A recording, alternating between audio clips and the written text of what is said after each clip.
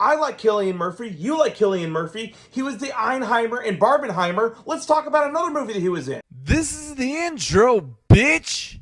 So just watch my shit. And that's what we're talking about today, Red Eye. Red Eye is a movie that came out in 2005, and it was directed by Wes Craven. I actually didn't know that when I started watching this movie again. I like Wes Craven. He is the first person to actually give me nightmares from his movies. Ironically enough, his first movie that actually gave me nightmares is A Nightmare on Elm Street. But we're not here to talk about Nightmare on Elm Street. We're here to talk about Red Eye. What is Red Eye about? Red Eye is about two people on a red eye flight from somewhere to Miami. I wasn't paying that much attention when the movie started. For those of you that don't know, a red eye flight is a flight that starts late evening and goes into very early morning, like 11 p.m. to 6 a.m. The two people that are on this flight are Rachel McAdams and Cillian Murphy, as I said before. Rachel McAdams' character Lisa is a hotel manager for the Lux Atlantic in Miami, Florida. She's heading to Miami to oversee a political party who's going to be a guest at their hotel and make sure that everything is run smoothly during his campaign. Cillian Murphy's character describes himself as a manager. He manages situations.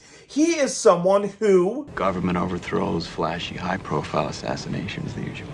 He's not a good guy. And his name is Jack. Jack wants Lisa to call her hotel while they're mid-flight to have her use her manager powers to switch the rooms of the government guy to another room. Because in this other room, people who are waiting out in the bay can shoot a missile at the hotel and blow the room up and essentially kill him. Because he's a Republican. We hate those people now, right? So a big chunk of the movie is, as I said, on this red-eye flight. But that can't really be interesting, can it? Yes, it can. Things that happen on the flight to fill in the runtime is she gets knocked out because she smack-talked Cillian Murphy. During one of the phone calls that she makes to the hotel, the phone's cut out because of weather and turbulence. And during the whole turbulence section where the phones aren't available, she goes to the restroom. On the way back from the bathroom, she steals a pen. That's not important right now, but it will be important later. After the turbulence is over, she makes a phone call. The guy's room is switched, and now Jack waits with Lisa for confirmation that the political guy has been dealt with. Also important point I should have mentioned earlier, if Lisa doesn't do as Jack says, Jack has a hitman waiting outside Lisa's dad's place,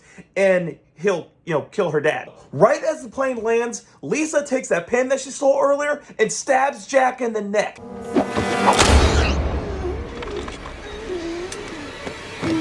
That's right, we got a third climax of this movie. Right when she stabs him in the neck with the pen, she steals his cell phone and runs off the plane. After being held up by a bunch of people, a doctor, a girl that tripped him, and some other asshole that decided to get in his way, Jack is able to chase after Lisa, but she has a bit of a head start because of all those things I just mentioned 5 seconds ago. By the way, this chase scene, it is really tense. You really feel the desperation. You are on the edge of your seat. I was actually getting sweaty while watching it. That's how cool it is. Also, this phone, I actually had to call my grandma because this was actually bugging me.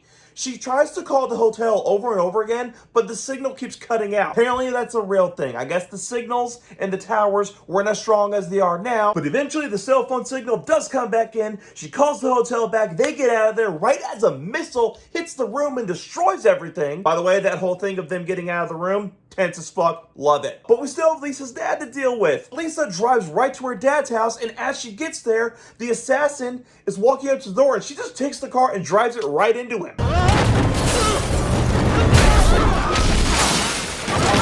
Smart move. Good job, Lisa. But at this point, Jack shows back up in her dad's house and starts stalking her throughout the house. It's personal now. Speaking of, Wes Craven is known for people stalking other people in his movies. It's good here. In the end, Lisa's dad shoots Jack. Jack dies, cops show up, Lisa goes to the hotel, is thanked by the political people that they're all safe and happy, and that's great. She gets to smack talk these guests that have been a nuisance throughout the entire movie. Love it. I will say that Red Eye is good enough. Yeah, I guess it was good.